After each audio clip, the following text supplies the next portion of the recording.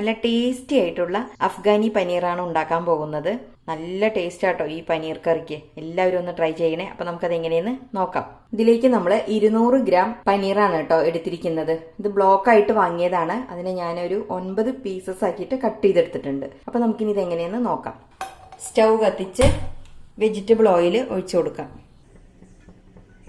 Oil ഒന്ന് ചൂടായി വരുമ്പോൾ നമുക്ക് ഇതിലോട്ട് ഇത്രയും പോകുന്ന ഒരു കഷ്ണം കറുവപ്പട്ട ചേർത്ത് കൊടുക്കാം.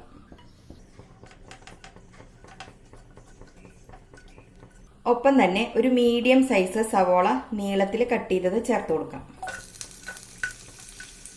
എന്നിട്ടൊരു 2 മിനിറ്റ് നമുക്കിതൊന്ന് വഴറ്റി കൊടുക്കാം. 2 മിനിറ്റായി കഴിയുമ്പോൾ നമുക്കൊരു 8 അല്ലി വെളുത്തുള്ളി, ഒപ്പം തന്നെ ചെറിയൊരു കഷ്ണം ഇഞ്ചി, എരിവിന് ആവശ്യമായ പച്ചമുളക്. ഞാനിപ്പോൾ ഒരു 3 പച്ചമുളക് എടുത്തിട്ടുണ്ട്. ഓരോരുത്തരും അവനവന്റെ പാകം നോക്കിയിട്ടൊക്കെ ചേർക്കാട്ടോ.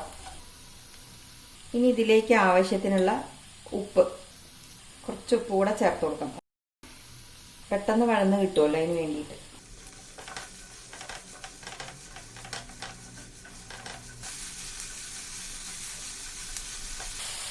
ഇഞ്ചി വേണമെങ്കിൽ ഒന്നുകൂടി കട്ട് ചെയ്തിട്ട് ചെറുതാക്കി ഇടാട്ടോ. ഇതിനെ ഞാൻ ഒന്ന് ചെറുതാക്കട്ടെ. ഇത് ചെറിയ കഷ്ണങ്ങളാക്കിയിട്ടുണ്ട്. അപ്പൊ എന്താന്ന് വെച്ചാൽ വേഗം പാകമായിട്ട് കിട്ടുമത്. വെളുത്തുള്ളി പിന്നെ കട്ട് ചെയ്യേണ്ട ആവശ്യമൊന്നുമില്ല കേട്ടോ. ഇത് ഒരുപാട് ബ്രൗൺ കളർ ആവേണ്ട ആവശ്യമൊന്നുമില്ല. ഇതുപോലെ ഒന്ന് ട്രാൻസ്പെറന്റ് ആയിട്ട് വന്നാൽ മതി. നമ്മളിത് മിക്സിയുടെ ജാറിൽ നന്നായിട്ട് സ്മൂത്ത് ആയിട്ട് അരച്ചെടുക്കാനുള്ളതാണ്. ഇത്രയും മതി. ഇനി ഗ്യാസിന്റെ ഫ്ലെയിം ഒന്ന് സിമ്മിലോട്ടാക്കിയ ശേഷം ഏറ്റവും ലാസ്റ്റ് നമുക്ക് കുറച്ച് മല്ലിയില, ഇത്രയും മല്ലിയില കൂടി ചേർക്കാം. എന്നിട്ട് ഒന്നുകൂടി വഴറ്റാം. അപ്പൊ ഇത്രയും മതി. ഇനി നമുക്ക് ഗ്യാസ് ഓഫ് ചെയ്യാം. ഇതിന് നല്ലപോലെ ചൂടാറിയ ശേഷം അരച്ചെടുക്കാം. അപ്പൊ നമ്മൾ വഴറ്റിയെടുത്ത ഉള്ളി നന്നായിട്ട് ചൂടാറി ഞാനൊരു മിക്സഡ് ജാറിലോട്ട് മാറ്റിയിട്ടുണ്ട്. ഇനി നമുക്ക് ഇതില് കട്ട തൈര് 3 അല്ലെങ്കിൽ 4 ടേബിൾ സ്പൂണോളം ഒഴിച്ചു കൊടുക്കാം. പുളിയൊക്കെ നോക്കിയിട്ട് ചേർക്കുക കേട്ടോ. ഞാൻ ഇപ്പോൾ 3 ടേബിൾ സ്പൂണാണ് ചേർത്തിരിക്കുന്നത്. ഒത്തിരി പുളി വേണ്ട, ഒരു നേരിയ പുളി മതിയാവും. ഇനി നമുക്കിത് നല്ല സ്മൂത്ത് പേസ്റ്റ് ആയിട്ട് അരച്ചെടുക്കാം. ഇനി ഈ അരപ്പുണ്ടല്ലോ ഈ ബൗളിലോട്ട് മാറ്റാം.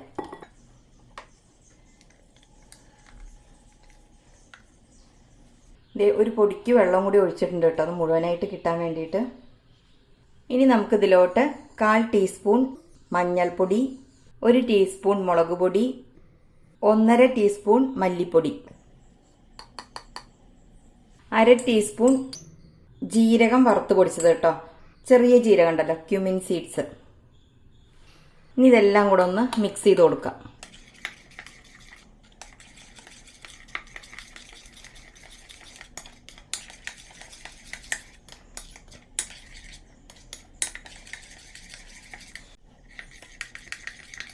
ഇത് റെഡിയായി കഴിഞ്ഞു. ഇത് പുറത്തോട്ട് വയ്ക്കാം.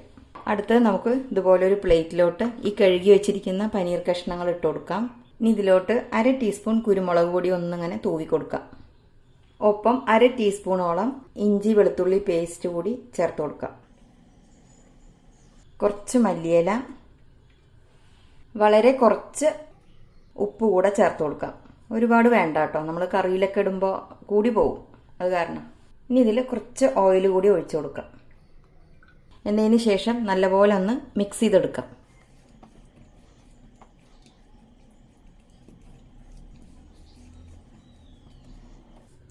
നിങ്ങൾ ചെയ്യുമ്പോൾ ഈ പൊടികളും ഇഞ്ചി വെളുത്തുള്ളി പേസ്റ്റും മല്ലിയില എല്ലാം കൂടെ പ്ലേറ്റിൽ ആദ്യം മിക്സ് ചെയ്തിട്ട് അതിലോട്ട് ഈ പനീർ കഷ്ണങ്ങൾ ഇട്ട് കൊടുത്താലും മതി കേട്ടോ. ഇതിനൊരു 10 മിനിറ്റ് കഴിഞ്ഞിട്ട് നമുക്ക് ഫ്രൈ ചെയ്തെടുക്കാം. അപ്പൊ നമ്മുടെ പനീർ മസാലയൊക്കെ തേച്ച് വെച്ചിട്ട് 10 മിനിറ്റ് ആയി. ഇനി നമുക്ക് അതൊന്ന് ഫ്രൈ ചെയ്തെടുക്കാം. സ്റ്റൗ കത്തിച്ച് ഞാനിപ്പോ ബട്ടറിലാണ് കേട്ടോ അതൊന്ന് ഫ്രൈ ചെയ്തെടുക്കുന്നത്. ബട്ടറും പനീറും എന്ന് പറഞ്ഞ ഒരു പ്രത്യേക കോമ്പിനേഷൻ അല്ലേ. ഇനിയിപ്പോ ബട്ടർ വേണമെന്ന് നിർബന്ധമൊന്നുമില്ല. സാധാരണ കയ്യിലുള്ള വെജിറ്റബിൾ ഓയിൽ ഏതായാലും കുഴപ്പമില്ല കേട്ടോ. ഞാനിപ്പോ കുറച്ച് ബട്ടറാണ് എടുക്കുന്നത്. ഇത് അൺസോൾട്ടഡ് ബട്ടറാണേ. ബട്ടർ ഒന്ന് മെൽട്ടായി വരുമ്പോൾ നമ്മളിവിടെ റെഡിയാക്കി വെച്ചിരിക്കുന്ന പനീറിന്റെ ഓരോ കഷ്ണങ്ങൾ ഇതിലേക്ക് ഇട്ട് കൊടുക്കാം. ഞാൻ അത്യാവശ്യം വലുപ്പമുള്ളൊരു ക്യൂബ്സ് ആയിട്ടാട്ടോ കട്ട് ചെയ്തെടുത്തിരിക്കുന്നത്. നിങ്ങൾക്ക് തിന്നായിട്ട് വേണമെങ്കിൽ അങ്ങനെ സ്ലൈസ് ചെയ്തെടുക്കാം.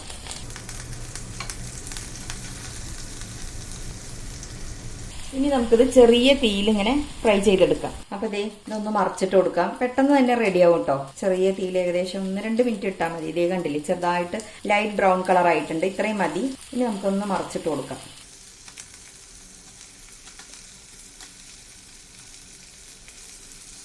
വെജിറ്റേറിയൻസിന് നല്ല ഇഷ്ടപ്പെടുന്ന ഒരു കറിയാട്ടോ ഈ പനീർ കറി. അത്രയ്ക്ക് ടേസ്റ്റി ആയിട്ടുള്ള ഒരു കറിയാണ്. ഇനി ഈ സൈഡ് കൂടി ഒന്നുകൂടെ ആവട്ടെ. ഇനി നമുക്ക് പതിയെ ഒന്ന് മറിച്ചിട്ട് കൊടുക്കാം. കണ്ടില്ലേ, 2 സൈഡും ആയിട്ടോ. ഇനി ഇതേ കാണുന്ന ഈ സൈഡൊക്കെ ഉണ്ടല്ലോ, ഒക്കെ ഒന്നുകൂടി ഇതുപോലെ ഒന്ന് മൂപ്പിച്ചെടുക്കാം. അപ്പോഴാണ് എല്ലാ ഭാഗവും ഒരേപോലെ ബ്രൗൺ കളറായിട്ട് കിട്ടുള്ളൂ. നേരിയ ബ്രൗൺ കളർ മതി കേട്ടോ, ഒത്തിരി ഡാർക്കൊന്നും ആക്കരുത്. അപ്പൊ ആ പനീറിന്റെ ആ ടേസ്റ്റ് പോവുള്ളൂ. ചെറുതായിട്ടൊരു കളർ ചേഞ്ച് അത്രേ വേണ്ടുള്ളൂ. ഇതിപ്പോ റെഡി ആയിട്ടുണ്ട് കേട്ടോ. ഇനി നമുക്കിതൊരു പ്ലേറ്റിലോട്ട് മാറ്റി വെക്കാം. ഒത്തിരി അങ്ങ് ഫ്രൈ ചെയ്ത് കഴിഞ്ഞാലേ ആകെ ഹാർഡാവും.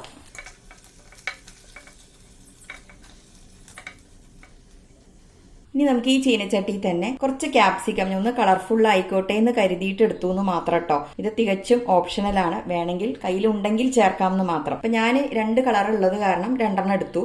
അതൊന്ന് ഇതുപോലെ ബട്ടറിലൊന്ന് സോട്ട് ചെയ്തെടുക്കാം. ക്യാപ്സിക്കം ഒരുപാട് മൂപ്പില്ല കേട്ടോ. ഫ്രൈ ചെയ്യുമ്പോഴേ അതിങ്ങനെ നല്ല ക്രിസ്പി ക്രഞ്ചി ആയിട്ട് ഇരിക്കണമല്ലോ. ആ രീതിയിലൊന്ന് വഴറ്റിയെടുക്കാം. ഇതിപ്പോ ഞാൻ നീളത്തിൽ കട്ട് ചെയ്തു. നിങ്ങൾ ഇതുപോലെ പനീർ എടുത്ത പോലെ ക്യൂബ്സ് ആയിട്ടാ കട്ട് ചെയ്യുന്നെങ്കിൽ അങ്ങനെ എടുക്കാം കേട്ടോ. ഇത് ഒത്തിരി മൂത്ത് പോവാനും പാടില്ല. ഇതിടുമ്പോ എന്താന്ന് വെച്ചാല് നമ്മുടെ പനീർ കറിക്ക് നല്ല കളർഫുൾ ആയിരിക്കും, നല്ല ഭംഗിയുണ്ടാവും കാണാനായിട്ട്. മാത്രമല്ല ക്യാപ്സിക്കം ഒക്കെ ഒരുപാട് ഇഷ്ടപ്പെടുന്ന ആൾക്കാരൊക്കെ ഉണ്ടാവും. അവർക്കൊക്കെ ഇതുപോലെ ചേർക്കാട്ടോ. അത് കയ്യിലില്ലാത്തവർക്ക് വെറുതെ പനീർ മാത്രമായിട്ടും ചെയ്യാം. ഇത്രയും മതി. ഇനി ഇതിൽ കൂടുതൽ നമുക്ക് ക്യാപ്സിക്കം ഫ്രൈ ചെയ്യേണ്ട ആവശ്യമില്ല. അപ്പൊ ഈ പ്ലേറ്റിലോട്ട് തന്നെ നമുക്കിത് മാറ്റാം.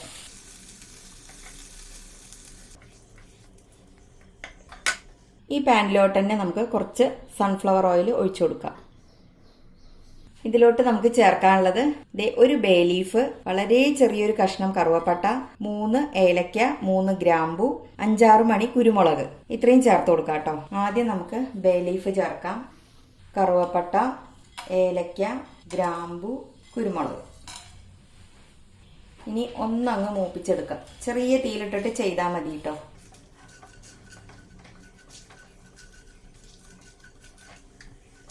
അപ്പൊ ദേ നല്ലോണം വെട്ടി തിളയ്ക്കുന്നുണ്ട് കേട്ടോ. ഇനി നമുക്ക് ഇതിലോട്ട് 1/2 ടീസ്പൂൺ ഗരം മസാലയുടെ പൊടി കൂടി ചേർത്ത് കൊടുക്കാം.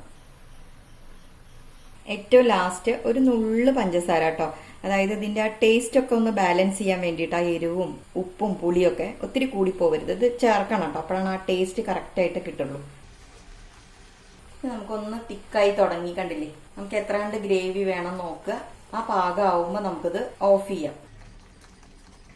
ഗ്യാസിന്റെ ഫ്ലെയിം ഞാൻ സിമ്മിലോട്ട് ആക്കിയിട്ടോ. കണ്ടില്ലേ, ഈ ഗ്രേവി കറക്റ്റ് തിക്കായി വന്നിട്ടുണ്ട്. നമ്മുടെ പാകത്തിനുള്ള തിക്നെസ് ആയിട്ടുണ്ട് കേട്ടോ. നമുക്ക് ഇനി ഉപ്പൊക്കെ നോക്കാം. എല്ലാം ടേസ്റ്റ് ഒക്കെ കറക്റ്റ് ആണോ എന്ന് അറിയണ്ടേ. എല്ലാം കറക്റ്റ് ആട്ടോ.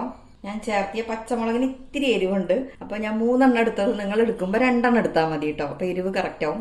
കുഴപ്പമൊന്നുമില്ല, ഒരു പൊടിക്ക് എരിവ് മുന്നിട്ട് നിൽക്കണ്ട, അത്രേ ഉള്ളൂ. അതെന്താന്ന് വെച്ചാൽ നല്ല എരിവുള്ള പച്ചമുളകാണ്, അതുകൊണ്ടാണ് അങ്ങനെ വന്നത്. ഇനി നമുക്ക് ഗ്യാസ് ഓഫ് ചെയ്യാം കേട്ടോ. അതിന് ശേഷം ഈ ഫ്രൈ ചെയ്ത് വെച്ചിരിക്കുന്ന പനീറും കുക്കുംബറൊക്കെ ചേർത്ത് കൊടുക്കാം.